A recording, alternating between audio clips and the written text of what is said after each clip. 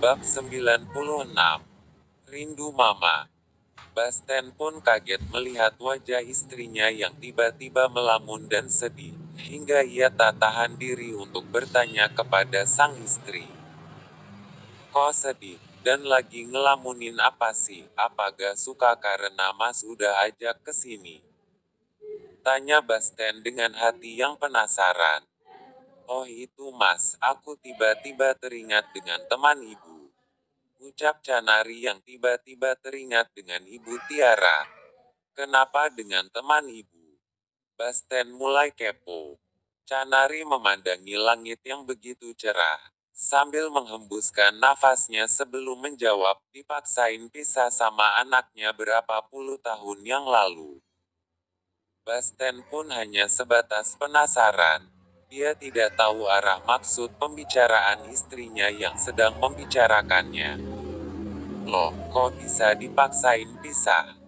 tanya Basten datar. "Katanya keadaan yang memaksa, dan juga salah satu tangan lain yang ikut campur dalam masalah keluarga mereka. Sangat menyedihkanlah, padahal semua hanya berawal dari kesalahpahaman kecil doang.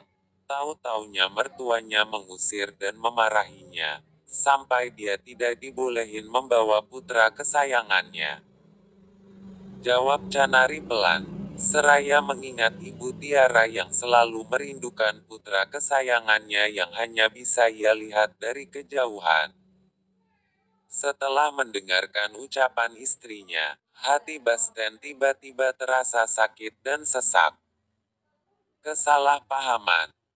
Basten semakin penasaran. Awalnya si ibu itu mengajak putranya berlibur ke rumah orang tuanya. Soalnya putranya itu gak pernah ke rumah kakeknya. Namun karena kekejaman ayah mertuanya, dia malah membentak dan mengatakan kalau tujuan ibu itu membawa kabur putranya, cucu semata wayangnya itu. Hingga akhirnya ayah mertuanya itu mencari cara untuk misahin dia dengan putranya. Basten langsung merasa familiar dengan cerita itu, hingga dia teringat dengan kejadian berapa puluh tahun yang lalu, yang mana saat itu seorang ibu harus memaksa dirinya untuk meninggalkan putranya yang sedang memanggilnya. Namun sang ibu enggan untuk kembali dan tidak mempedulikan panggilan putranya itu. Kejadian itu kapan? Di mana? Dan saat itu suaminya mana? Kenapa membiarkan hal itu bisa terjadi? Basten semakin penasaran. Walaupun ia belum bisa mengambil kesimpulan dari cerita Canari. Katanya sih, suaminya itu tidak tahu jelas kejadian sebelumnya. Namun setelah beberapa minggu kepergian istrinya itu, ia perlahan kehilangan semangat, dan lebih banyak memilih diam dibanding harus banyak cerita. Tidak dengan sebelum kepergian istrinya, ia sangat bersemangat bekerja, ngantor. Canari berusaha mengingat setiap alur cerita yang telah ia kutip sebelumnya dari ibu mertuanya. Entah mengapa saat itu Basten mengingat beberapa kata yang pernah ia ucapkan dulu kepada ayahnya saat melihat ayahnya dulu lebih sering diam dan melamun di kursi. "Papa, kok diam aja, Cat? Papa kok suka diam?" Batin Basten yang berusaha menyambung-nyambungkan dengan cerita istrinya. "Cat, ayah sakit apa kok dari tadi diam terus?" "Pah, aku kangen sama mama," ucap Basten saat itu. "Iya, papa juga kangen sama ibumu." Basten mulai mengingat peristiwa kelamnya. Hingga saat itu ia mulai menyimpulkan bahwa yang sedang diceritakan istrinya itu bukan kisah kelam orang lain, tetapi kisah masa lalunya yang sangat suram, yang tengah hidup tanpa kasih sayang seorang ibu. Rasa sakit pun mulai ngumpul di dadanya, hingga ia terlihat lemas. "Mama kemana? Apa mama gak tahu kalau ayah lagi sakit? Mama kok gak pulang-pulang?" Batin Basten yang merindukan ibunya saat itu, di saat ayahnya sedang sakit. Mama kamu pergi dengan lelaki lain, dan gak akan pernah kembali lagi. Ucapan yang sering ia dengar dulu dari mulut ayahnya. Akhirnya Basten berhasil mengingat semuanya dan sangat yakin bahwa ini cerita tentang ibunya yang telah lama meninggalkannya. Dan keyakinannya semakin mendalam karena setiap ia mendengarkan perkataan istrinya, yang selalu terlintas dalam benaknya ialah mengenai ibunya yang telah lama meninggalkannya itu. Bahkan rasa sakit pun tak ketinggalan mengiringi ingatannya itu. Kamu dengerin cerita itu sama siapa? Tanya Basten serius. Dari teman ibu. Jawab Basten yang masih memancarkan wajah sedih dan cemasnya. Namanya siapa? Basten mendesak, dan tak sabar untuk mengetahui siapa teman ibu mertuanya itu. Yakin? Mas ingin tahu? Tantang Canari. Iya, namanya siapa? Tiara. Jawab Canari langsung. Jelas, sebelum menjawab Basten langsung pucat. Hah, Tiara, ucap Basten kaget. Siang itu pun jiwa Basten serasa bagaikan disambar petir. Dengan hati yang getar setelah mendengarkan perkataan istrinya.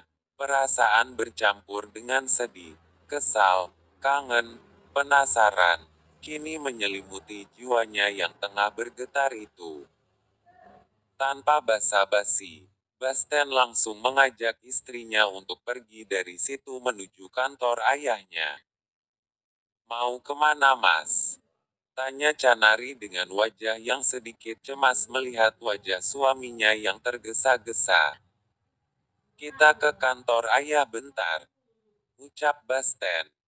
Mas, jangan bilang kalau mas marah ya. Jangan bilang kalau mas akan memarahi ayah atau kakek. Ucap Canari gelisah saat melihat wajah suaminya yang terlihat agak emosi. Mereka pun berangkat dan melajukan mobilnya. Dengan penuh getaran jiwanya, Basten berusaha menopang badannya yang tengah lemah itu. Beberapa menit kemudian, mereka kini tiba di perusahaan ayahnya. Dan kedatangan mereka langsung disambut oleh salah seorang karyawan di perusahaan ayahnya itu. Selamat siang Pak. Sapa sekretaris ayahnya. Ayah ada? Tanya Basten langsung. Tidak ada Pak, barusan pergi. Jawab sekretaris ayahnya itu datar. Tanpa basa-basi, mereka pun pergi dari situ dan kali ini menuju ke rumah kakeknya. Kurang lebih 1 jam, mereka pun akhirnya sampai di rumah kakeknya. Dan di sana sedang ada beberapa pembantu yang sedang sibuk dengan kerjanya. Dan, Neng, sapa Biana. Bibi udah di sini. Canari terkejut melihat keberadaan Biana di rumah kakek Joko. Karena sebenarnya Biana itu pembantu mereka di rumah. Iya Neng, tadi disuruh Pak Heri untuk membantu pekerjaan di sini. Jawab Biana sambil menundukkan kepalanya.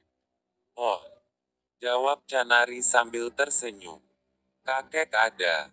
Basten langsung menanyakan kakeknya yang ternyata dialah salah satu dalang atas kepergian ibunya. Barusan pergi dan sama Pak Heri untuk mengantar kakek terapi di rumah sakit. Jawab Biana datar. Wajah Basten kembali normal, sementara Canari sibuk melihat burung peliharaan kakek Joko yang mulai besar. Wah, udah bersayap semuanya ya, ucap Canari kepada salah satu pembantu di rumah kakeknya yang sedang memberi makanan burung-burung cantik itu. Iya Neng. 30 menit kemudian, sajikan makan siang kini sudah siap dihidangkan di atas meja makan. Dan, Neng, ayo makan. Panggil sang bibi kepada Basten dan Canari yang sedang melihat-lihat burung kakek di kandang. Mereka pun makan siang. Dan tak lupa Basten mengajak pembantu itu untuk gabung makan siang dengan mereka. Tidak lama setelah acara makan siang berlalu, Basten memanggil Biana. Panggil Basten pelan. Iya, dan apa nasinya kurang? Jawab Biana sedikit cemas karena mendengarkan ucapan Basten yang terdengar serius. Bukan Bi, tapi ada yang mau aku tanyakan. Tapi Bibi jawab dengan jujur ya. Ucap Basten semakin membuat hati Biana deg-degan. Mas, aku ke depan dulu ya lihat burung-burung kakek. Ucap Canari sambil berdiri dan pergi ke halaman rumah. Sebenarnya Mama pergi atau diusir? Pertanyaan Basten membuat wajah Biana pucat. Lanjut ke bab berikutnya.